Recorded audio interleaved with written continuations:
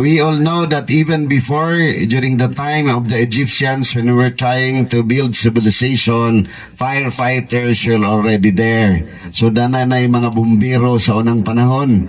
No? The first fire group was established in Rome. They called the vigiles or vigil. They will vigil in order to prevent fire in Rome. It all started like that. In the Philippines, we started creating the Manila Fire Department in 1901 when the Americans won against the Spanish in the Battle of Manila Bay. After that, we established the Manila Fire Department that used to control the national fire protection. As I heard a while ago, that we pray to Saint Florian. Saint Florian is the patron saint of the firemen. No, si Saint Florian, it's supposed to be celebrated every May 4. Saint Florian is a knight of the Roman army, the equestrian knight.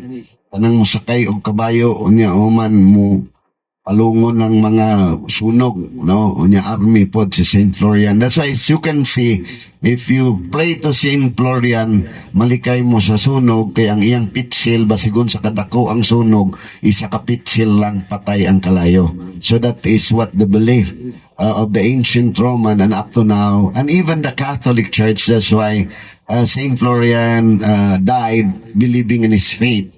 Gipapatay siya because he believed in God.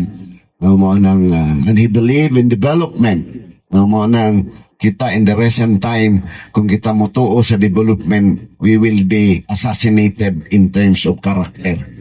Even if how hard we work together with Sir Ben Glenn and the Sanggunian, there is always assassination at the back of your character. Like the firemen that we are here, we congratulate them for 33 years. They have been working together to protect us from fire. Kay maingon sa ato, mas maayo na lang mamatyan ka kaysa masunugan. Kaya wag yung mabilin. Diba mo man ang istorya mga Bisaya, no? That's why we need the protection of these people present here. That's why we congratulate them for their bravery and for the readiness to serve. Nag-recommend kong napulo nga mga license nga criminologist, duha ra gyud na dawat kay lisod mahimong fireman. No, kinahanglan gyud ka nga you have to be ready to serve, and that's why they went through a process nga sa atong napulo duha ro nang nasa training center ang usa katong bata-bata ni Sir Ben Glenn. No, to added to ron, hoping that they can continue to work and pass through the exam mo ng ingon anak kalisod, because the Bureau of Fire Protection would always look up on the dedication and readiness of the people to serve, to become and considered to become a fireman. So mo nang importante. Mo na po na siguro pagkasunod tuig ato pong hunaon nga we must be like the Bureau of Fire Protection, trying to look at those people who are willing and volunteering to serve og kaya bagyod nila kay basig istorya ra na mo nang himuon natog istrikto siguro ang pagpili sunod sama anang pagpili og bumbero. Sumurag mao na andam tanan magpakamatay para sa serbisyo. The work of our firemen today exemplified their work since before to be able to serve us.